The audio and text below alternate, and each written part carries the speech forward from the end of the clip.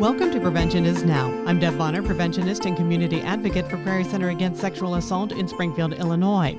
In our last episode of Prevention is Now, we spoke with Terry Spar Nelson about sexual violence in the military with a more historical perspective of how harassment and assaults have been traditionally handled, and then a look at what changes need to happen.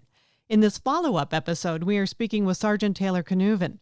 Sgt Knueven was assigned to the 101st 1st Airborne Division when she was assaulted while at the U.S. border as part of President Trump's military deployment by a soldier 2 ranks above her. She said the experience totally changed her perspective on how toxic the military environment can be. Since then, Sgt Knueven has been on a mission to get the military to make changes to how sexual violence is prevented and investigated. This past March, the combat medic was one of several who participated in the 18th Airborne Corps Dragon Lair competition, offering her ideas to revamp the Army's Sexual Harassment Assault Response and Prevention, or SHARP, program. Before we go any further, though we will not be discussing the details of her actual assault, we will be discussing the details of its investigation, which could be triggering to some listeners, so please practice self-care. Sgt Knueven, welcome. And one of the things that really fascinated me, you had a successful military career and still do, but after your assault, you said your perceptions changed. Can you give us a sense of how you felt before and then after this experience? Yeah, so with having had 7 years in the military, at that point, now I have 8, but at 7 years when the incident occurred, if you had asked me at 7 years before it happened to me, like how many cases of SHARP or reports of SHARP are true and how many are, false allegations, people just kind of crying wolf or trying to be vindictive and ruin somebody's career with a fake report. I would have said probably more than I believe now. I don't really have like a statistic or anything to tell you what I was thinking, but I definitely was hesitant to believe every case of sexual assault or harassment that I had actually heard. There was always like this doubt in my mind, like, well, is this the truth? Is this really what happened? And even I had a tendency to kind of blame a victim or doubt a victim of it. And so I just didn't think that our SHARP program was meaningful because it probably was full of false allegations, because that's what you hear about a lot, is people who abuse the system and, that maybe accuse people. So after the assault, obviously you became more aware of what was going on and some of the shortfalls of the SHARP program. What were some of the issues you identified, and then what were your ideas for correcting those issues? So right off the bat, I felt like it was being taken care of. When I told my battalion commander, he sent the person home. He immediately started what he needed to do to get an investigation going, and then I had my special victims counsel, and everything seemed to be going seamless. There were a few things that I noticed that weren't handled correctly, like they briefed legal trackers to the command team, so on a weekly or bi-weekly basis, they brief, what are open investigations going on. It's supposed to be a needs to know type of brief, so you're not supposed to have like an audience in those meetings, but a lot of times these legal trackers, they get briefed with other spreadsheets, of other parts of readiness to command, and there's too many eyes on them. So, like in my case, there was talk about doing a certain part of investigation that's like a pretext type thing, where they try to elicit a confession from the perpetrator via a phone call, like have me call him and see if he confesses on the phone with me while they record it. So once this legal tracker got briefed,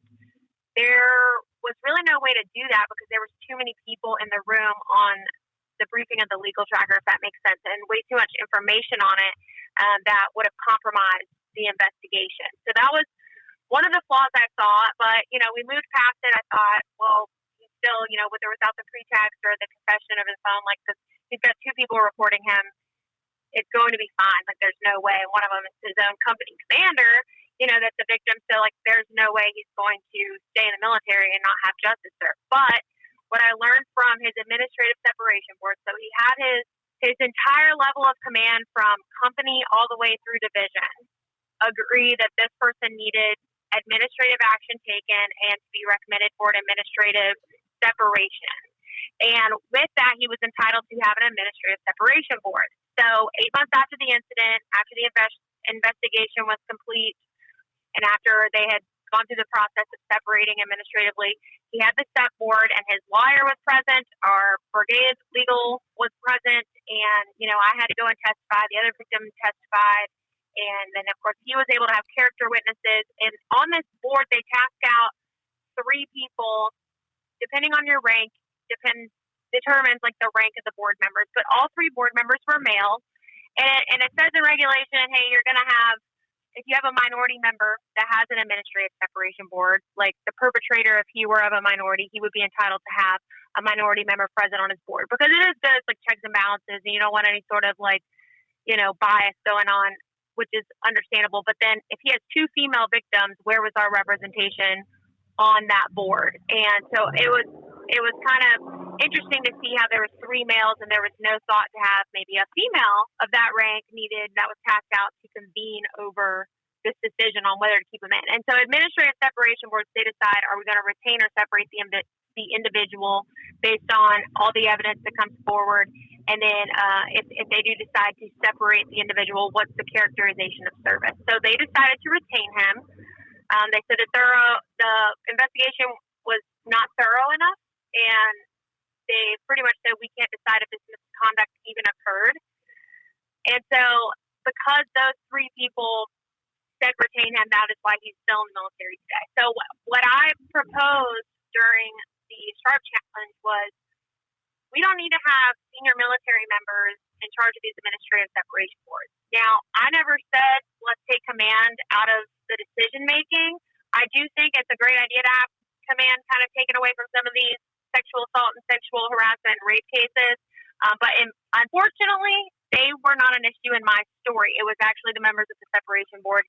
And with that, you see like a military bias. So a lot of people in the military want to protect their own, and there's an undeniable bias. So one of my recommendations was, let's just have these administrative separation board members be a convening authority from the civilian sector who are experts in the law and serving justice, because they're not professionals at anything legal by trade in the military. They're just tasked out to do it because of their rank. So whatever experience they got as a commander, if any, presiding over these things, like they're not experts in the law, or certainly not experts in sexual misconduct cases, I guess you could say. So, and then if you were going to keep it military members, the second part was they need to be neutral across the board in terms of demographics, gender, race, all things considered. Because if you'd have had a female on the board, I wonder how things could have changed. Because we know that, a lot of times females are more likely to believe a case of sexual assault or harassment. And sometimes, that can really make a difference in when you're talking about determining justice or not. So when you were going through these boards and sharing your stories, and the other woman was sharing her stories and all this back and forth, did it feel like it was almost being traumatized again, having to keep going through this and seeming to have almost a lack of empathy, since there wasn't a female on this board and not a whole lot seemed to be accomplished? For me, I didn't feel like I was being re-traumatized at all. I had come to terms with having to share my story. I think the worst part of the experience for me was actually hearing like the counter argument and from the questioning from the perpetrator's lawyer, and seeing how he tried to twist things and totally paint both of the victims as incredible. So like make it sound like we don't even know what we're talking about, and here are our character flaws, and here's how you can't even take our testimony as truth, because, they try to throw out lies, outright lies, just to confuse the board members. So I think that was the worst part in terms of the experience of the administrative separation board, for sure. So the military has, we've had these high profile cases recently, and they really seemed, at least lip service wise, seemed to be determined to change the SHARP program. You've said that in one of your blogs that the program hasn't changed in how many years. So are you feeling more confident that these changes are going to occur and that the military will become safer as a result? Yes, I actually do. I have a lot of hope for the future on this. Unfortunately, it takes the Fort Hood thing to really get people and have they're under the microscope now. And these people higher ups are getting relieved and suspended, and when you've got your job on the line and people are dying, and now everything you worked for is at risk here. You really have to take a look at your your command influence and your command climate and make changes. And one of the ways that I feel strongly about how to prevent this from happening, it's not going to be a zero tolerance type thing. There's always going to be people who do it. So we're not going to completely get rid of it. But when you hold people accountable, like really hold people accountable, then people aren't going to do it as much. That makes sense. So I think people will start being held accountable more because these commands are under the microscope, or because, if we change it and take that authority away from commanders, and they're definitely not going to be risking it at all. And I think we're going to see more cases get taken seriously because they don't want to be under the microscope. And because of that, holding people accountable hopefully deters people from doing this. So I do have a lot of hope for the future on this. What is the one thing that you think that the military needs to change, like right now? What's the first thing that you think that they need to be doing right now to end sexual violence?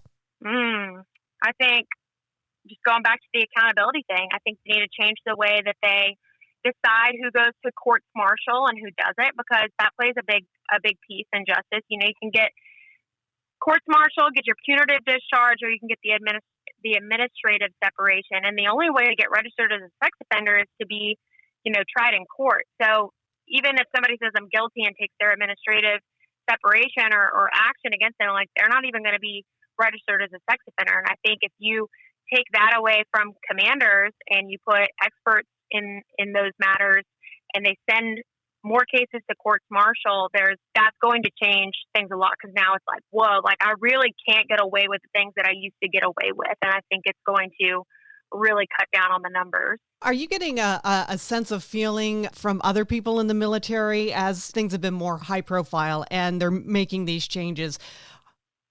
Do you think that other people are feeling the same way that you are, that change is coming and that the good old boy club is probably going to have to clean up its act? It's kind of hard to say. I've gotten a lot of support from other military members and some surprising support from males, especially. They're like, you know what, you're right, like proud of what you're doing. This is something that needs to be addressed. But then you see online on meme pages, I don't know if like meme pages, military meme pages, they've pretty much taken over Instagram, and they push these narratives out that it's just false allegations and stuff. And I think a lot of people still underestimate the accountability that's coming, and they think, you know what, there's still like way more men than there are women, and this is a women's issue. That's how they see it. That's not what I'm saying. That's how they see it. And so we're just going to keep doing us. Continuously try to disclude females. They think we're the problem, which we know, sexual harassment and assault, rape, like that's not limited to females. We just tend to be the ones to report it and usually have a higher rate of occurrence in. Well, and we also know that sexual violence is really never about sex either. It's about control and manipulation. And we talk a lot in prevention about the idea of this toxic masculinity, which the military seems to have an awful lot of, because some of those traits are the things that people who go into the military want, strong, in control, decisive, aggressive action. So I think that's going to be probably the hardest part of the culture to change. What are your thoughts on that? Yeah, absolutely. When you say phrases like toxic masculinity in the military, like if I were to bring that up in a room of coworkers who the majority of them are male, I mean, it would just turn into this heated debate because they cannot stand even the term toxic masculinity. I mean, even the word triggers them. Like, so the concept is far off from being accepted by the masses of like, hey, there's something wrong with us here. Like, we need to realize what we're doing and how we are not going to continue being able to disclude females. We are going to continue getting more females in our combat arms, MOSs, and the Army as a whole. And this is going to continue, so we better get our stuff together. But I think that's still pretty far off because, like I said, even the term toxic masculinity is enough to trigger people with toxic masculine characteristics. And my husband included, he knows this because we have debates about it all the time. Because there is an element, like you said, of toxic masculinity that's like this tough it out, fight it out, like, don't be weak, don't cry, don't show emotion. the military kind of wants you to have, or they act like they want you to have, but then when they push things like don't do these behaviors, sexual assault or like suicide prevention even, that's totally against like this toxic masculine culture. So it's hard. But you've actually taken what is a very negative experience and turned it into a positive for yourself, at least. You've become an advocate. You've seen a lot of these changes starting to be enacted, and you've got hope for the future, which is so impressive to come through what you came through the way you did. I know you've said you've recently started podcasting. You've got a blog. Where can people go to find out some of the different things that you're doing? And because I know homelessness among veterans is another thing that you are very passionate about. So where can people find out more information about what you're up to? Yeah, absolutely. So I actually got approached about competing for the Miss Veteran America competition this year. And so with that, I had to create these campaign platforms. And so I have my Instagram for my campaign and my Facebook for my campaign. And then I have, the blog that I created to try to push more of what I'm doing out, and it ties into that competition. So they can go to my website, which has my blog and everything basically that I'm doing, which is TA4MVA. So I'm Taylor Ann, number 4 MVA, Miss Veteran America. So TA4MVA.com. Again, on the Instagram. Just search my name, it's there. So all right, well, thank you so much for sharing your story and your insight and your hope for the future. That's just awesome. So thank you so much for spending some time with us. You're welcome. Thanks for having me. Now, since our interview with Sgt Knueven, Defense Secretary Lloyd Austin has endorsed the removal of sexual assault and other related cases from the military's chain of command, but the fight to overhaul the military judicial code is far from over. Senator Kirsten Gillibrand of New York, who has been the leading advocate for these changes, remains adamant that professional prosecutors, not commanders, should handle the prosecution decision for nearly all major felony cases, even beyond sexual assault. However, the Joint Chiefs raised concerns that taking the decisions over prosecuting most major crimes from commanders would harm their ability to maintain order and discipline in their ranks. And if that argument sounds familiar, it should. It is essentially the same argument that has been made about sexual assault cases. So despite the fact that Gillibrand's legislation has climbed to 65 co-sponsors, including Republicans Chuck Grassley of Iowa and Ted Cruz of Texas, giving her more than enough support in the Senate to pass it, the New York senator has gone to the Senate floor more than a dozen times since May to try and call up her bill for a vote, only to be blocked by Senate Armed Services Chairman Jack Reed. But hope is not lost. Earlier this month, Representative Jackie Speer, a California Democrat, and Mike Turner, a Republican from Ohio, introduced the House version of Gillibrand's bill with a promise from House Speaker Nancy Pelosi to bring the legislation to the floor for a vote. Meanwhile, House Armed Services Chairman Adam Smith from Washington State told CNN he plans to hold a markup on sexual assault legislation in his committee as soon as next month, stating, "Make no mistake about it, we are pulling sex crimes out of the chain of command as it has been proven beyond a shadow of a doubt that they can't handle it." Though Smith does remain undecided about how other major felonies should be handled. So without a doubt, as Sgt Knueven said, change is coming. What it ultimately will look like and when it actually gets here is still a bit of a mystery. This has been Prevention is Now. I'm Deb Bonner, preventionist and community advocate for Prairie Center Against Sexual Assault. If you would like more information or have any questions about this program, you may call our offices at 217-744-2560 or send me an email at dbonner@prairiecasa.org. Prairie Center Against Sexual Assault supports children and adult survivors of sexual violence through counseling and legal and medical advocacy in 11 central Illinois counties. Prairie Center offers coaching boys into men for male high school and college athletes, bringing in the bystander training for college campuses and sexual harassment prevention training for businesses and organizations in our area. Our main office is located in Springfield, Illinois, with satellite offices in Jacksonville and Taylorville, Illinois. And you can find out more about our services at our website at prairiecasa.org. This program is supported by a grant from the Illinois Department of Public Health and the Illinois Coalition Against Sexual Assault. Points of view or opinions contained in this program are those of Prairie Center Against Sexual Assault and our guests and do not necessarily reflect the official positions or policies of these grantors. Thank you for listening.